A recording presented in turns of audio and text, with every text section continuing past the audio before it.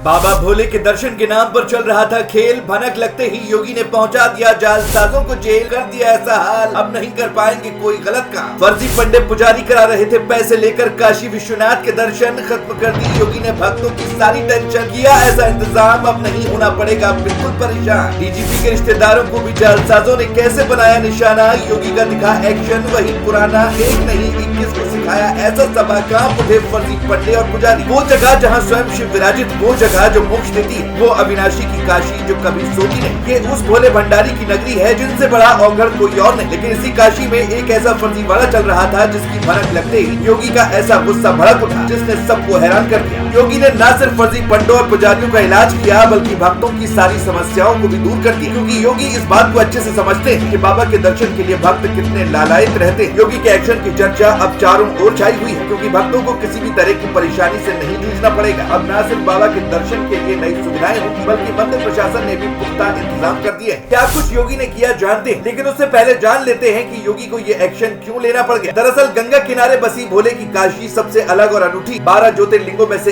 एक काशी विश्वनाथ ज्योतिर्लिंग का विशेष महत्व है, जहाँ हर रोज लाखों भक्त बाबा के दर्शन पूजन को आते हैं। लेकिन दर्शन के नाम पर कुछ लोग फर्जी पंडित और पुजारी गलत काम कर रहे थे, जिसकी भनक लगते ही बड़ा एक्शन हुआ है। रिपोर्ट्स की माने तो वाराणसी पुलिस ने बड़ी कार्रवाई करते हुए 21 फर्जी पंडित पुजारियों को गिरफ्तार किया। ये सभी आरोपी श्रद्धालुओं को वीआईपी दर्शन का झांसा देकर मोटी रकम ऐंठते थे और अक्सर उनके साथ गलत व्यवहार भी करते थे। बताया जा रहा है कि फर्जी पंडित पुजारी प्रसाद और लॉकर के नाम पर भी भक्तों को ठगते थे। आप जानकर हैरान रह जाएंगे, लेकिन ये सच है कि इन लोगों ने 2 दिन पूर्व डीजीपी के करीबियों से भी करीब 1400 रुपए ठगे थे। इनमें से कुछ लोग दलाली का भी कार्य करते हैं। लेकिन जैसे ही इसकी भनक लगी तो एक्शन प्लान तैयार किया गया और सीसीटीवी फुटेज देखने के बाद सभी को गिरफ्तार कर लिया। बता दें कि जैसे ही पुलिस ने कार्रवाई की तो मंदिर गेट पर हड़कंप मच गया और फर्जी पुजारी गलियों में भागने लगे। हालांकि पुलिस के जवानों ने सक्रियता दिखाते हुए सभी को पकड़ लिया, जिनके खिलाफ केस भी दर्ज किया गया है। गौर करने वाली बात ये भी है कि ये ठग खुद को पंडा या पुजारी बताकर भक्तों को भ्रमित करते थे। इनमें से कई ने पारंपरिक वेशभूषा भी धारण कर रखी जिससे वे असली पुजारियों के जैसे लगते थे। लेकिन वो कहते हैं न कि गलत काम की सजा तो मिलती ही। कुछ ऐसा ही हुआ है इन फर्जी पंडितों के साथ, जिनके खिलाफ बड़ा एक्शन योगी की पुलिस ने लिया। इस एक्शन से कुछ पंडों में खलबली मची हुई है। हालांकि मंदिर प्रशासन ने भक्तों के दर्शन के लिए